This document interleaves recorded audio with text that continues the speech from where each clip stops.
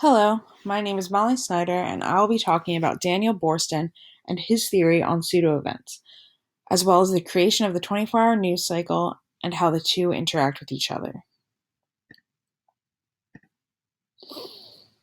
Daniel Boorstin was a historian and theorist who wrote numerous books concerning both American and world history.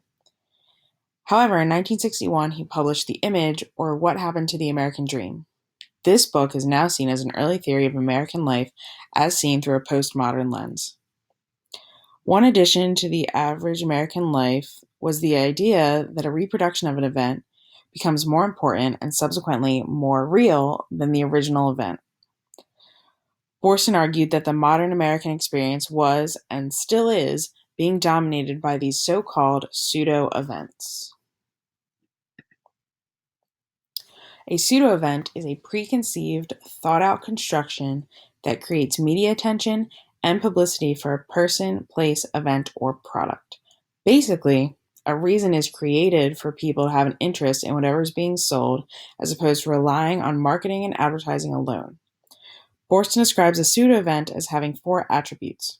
It is spontaneous, it is ambiguous, and it is a self-fulfilling prophecy. An easy example of a pseudo-event can be seen in the holiday known as Groundhog Day. Created in 1886 by a Punxsutawney news editor, Groundhog Day has become an American staple whenever February 2nd comes around. Since its inception, the celebration surrounding Punxsutawney Phil has grown across the nation, with thousands of fans flocking to Gobbler's Knob in Pennsylvania every year to see the groundhog see its shadow. This video from this past year's Groundhog Day shows how significant the event has become.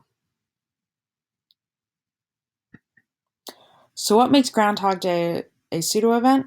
It's not spontaneous. Groundhog Day is planned every year for February 2nd. It's planned to be reported on immediately. Between nationwide celebrations for Phil as well as other groundhogs, the media is always in attendance. It is ambiguous. Like it or not, February 2nd is 6 weeks from spring, so whether or not the groundhog sees a shadow, there's still going to be chilly weather for another 6 weeks before spring arrives. And it is a self-fulfilling prophecy. By attaching such importance and celebration to an event surrounding a groundhog seeing its shadow, Groundhog Day itself becomes really important.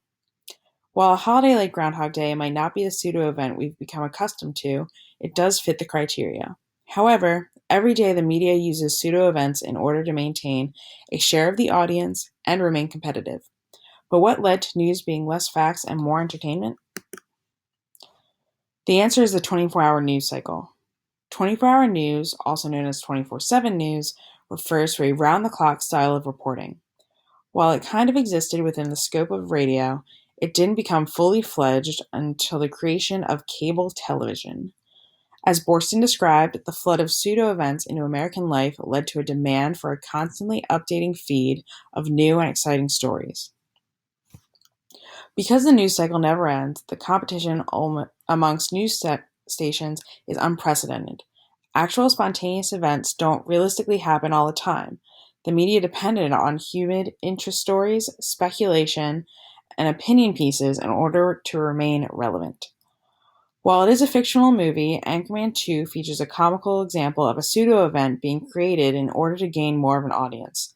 The pseudo-event was the car chase. Although it was created by a network, its intentions remain the same as any other pseudo-event. It takes two entities for a pseudo-event to be successful, which can be seen in the clip as well as the next example.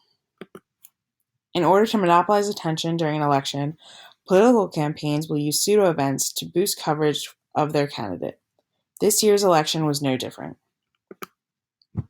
In April, during the primaries, the Trump campaign released a statement that Donald Trump, the current Republican nominee frontrunner, would be giving a speech on foreign policy. The campaign touted that the speech as being a major address, which created enough buzz that it dominated the news cycle for 5 days.